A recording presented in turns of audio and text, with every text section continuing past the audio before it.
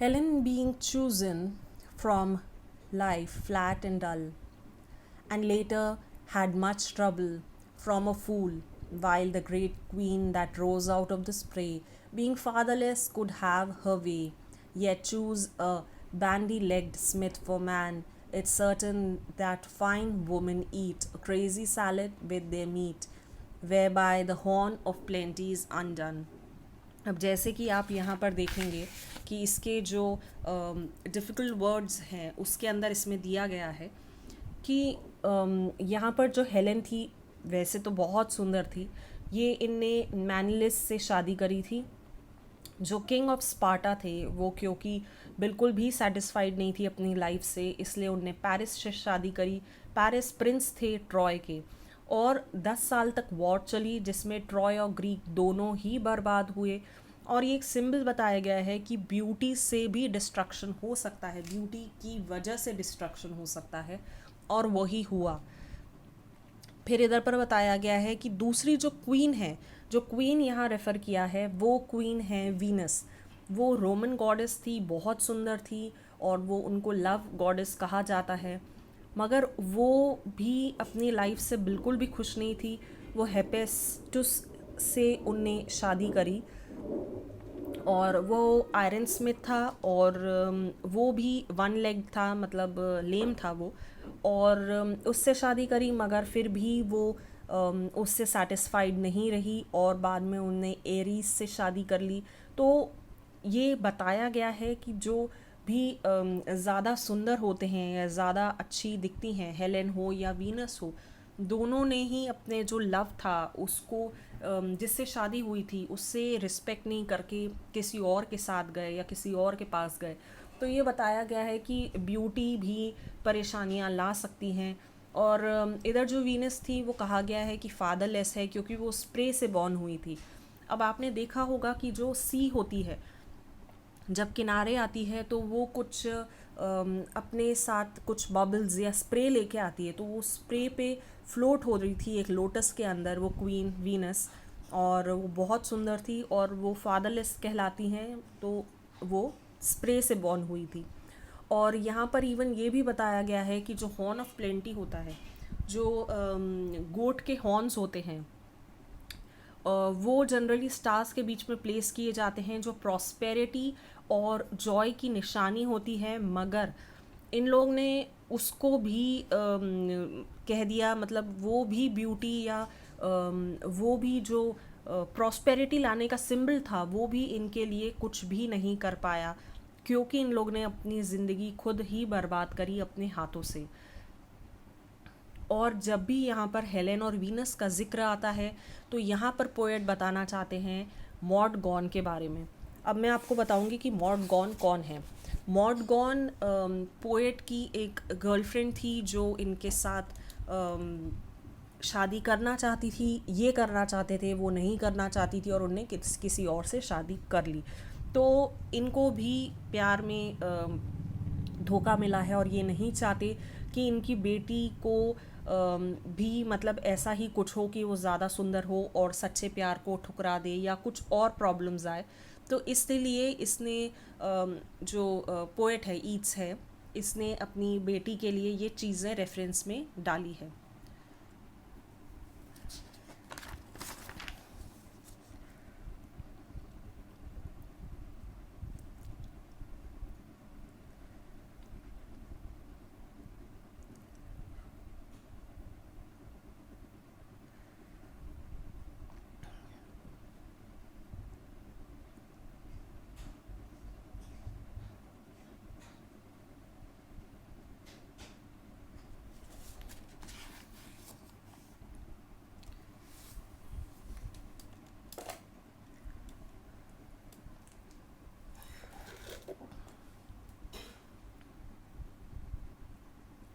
May she become a flourishing hidden tree, that all her thoughts may like the linnet be, and have no business but the dispensing round the magnimities of sound, nor but in merry mets begin a chase, nor but a nor but in merriment a quarrel.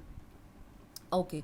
अब यहाँ ये चाहते हैं कि उनकी बेटी एक tree के जैसे हो जो हमेशा फ्लरिश करता रहता है, और ट्री भी ऐसा जो हिडन, जनरली जो हिडन ट्रीज होते हैं वो ज़्यादा अच्छे से फ्लरिश करते हैं क्योंकि उनको कोई छेड़ता नहीं है, कोई देखता नहीं है, कोई परेशान नहीं करता।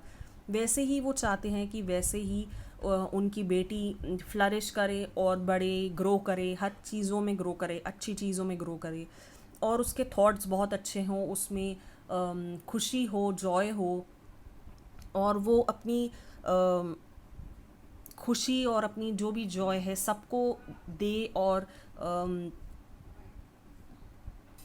अब यहाँ लिन ने एक बर्ड बताया है, जैसे कि बर्ड एक पेड़ पे जब रहती है तो वो सबको अपनी आवाज़ सुनाकर खुशी प्रदान करती है और सबको मधुर आवाज़ सुनाती है, और उसको किसी से कोई लेना देना नहीं होता, बस वो अपनी ही ज़िंदगी में लगी रहती है। वैसे ही वो चाहते हैं कि उसकी बेटी भी अपनी जो खुशी है, अपनी आवाज़ या अपनी अच्छाइयाँ वो लोगों को दिखाए, और ज़्यादातर झगड़े में और जो होता है परेशानियाँ या ये सब जो होती चीज़ें हैं, इन सब में ना पड़ के खुशी में रहे, हमेशा अच्छी चीज़ों में रहे और बुरी चीज़ों से दूर रहे।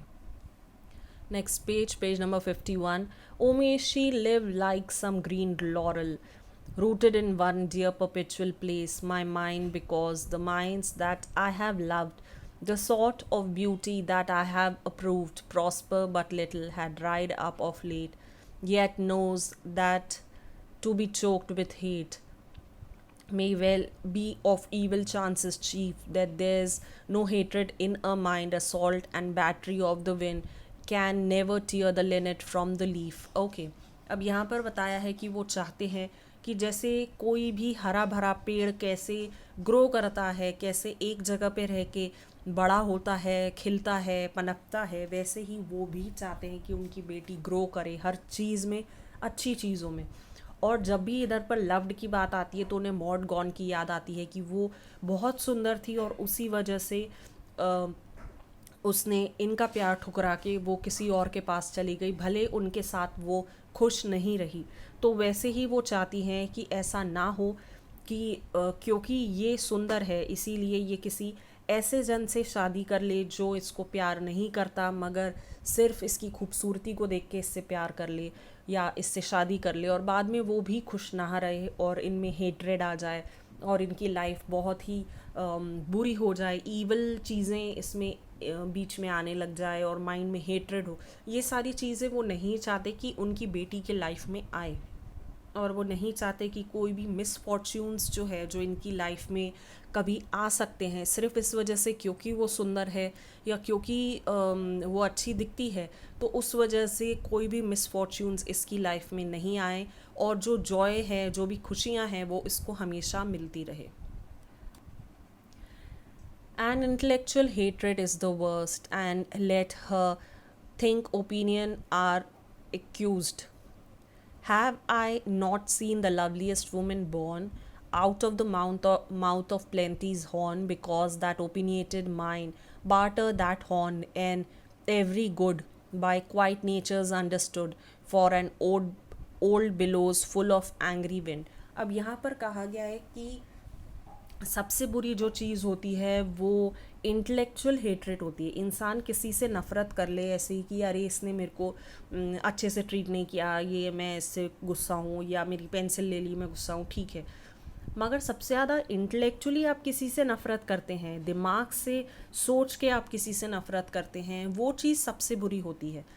और इसमें आपका एक ओपिनियन बन जाता है उसके प्रति कि हम यही सोचते हैं और ऐसा ही हमारी सोच है, और अपन अक्सर में वो चीज़ें नहीं सोच पाते जो सही होती है। और ये ज़्यादातर उन लोगों के साथ होता है जो बहुत सुंदर वुमेन होती हैं, जैसे कि यहाँ बताया गया है हेलेन और वीनस का जो जिक्र किया था इधर पर। और उन लोग का जो माइंड होता है वो कुछ एक ही प्रकार में चलता है और कुछ अलग ही उनकी सोच चलती है, और जो भी अच्छी चीज़ें हैं वो उन सबको बेच देती हैं अपनी ज़िंदगी को जीने के लिए। जैसे हॉर्न ऑफ प्लेंटी एक साइन होता है, गुड लक होता है, वो उस तक को बैड लक में कन्वर्ट कर देती हैं जो सबके लिए गुड लक होता है, मगर वो उसको भी बैड लक में कन्वर्ट कर देती हैं और उसको भी वो भी इनका कुछ अच्छा नहीं कर पाता, क्योंकि इनमें इंटेलेक्चुअल हेट्रेट होती है और उस वजह से ये अपनी ज़िंदगी ख़राब कर देती है और इनकी ज़िंदगी में हमेशा कुछ ना कुछ बुरा ही होता रहता है। इवन इस पैराग्राफ, इस स्टैंजा में जब लवलीएस्ट वुमेन यूज़ किया है तो यहाँ पर मॉड गॉन का जिक्र किया है, और जहाँ पर यहाँ दूसरा जो जिक्र किया है ओपिनिएटेड माइंड है, या वो लोग जिसके साथ रहते हैं, ओल्ड बिलोज जो बोला है, ये उसके हस्बैंड की बात करी है।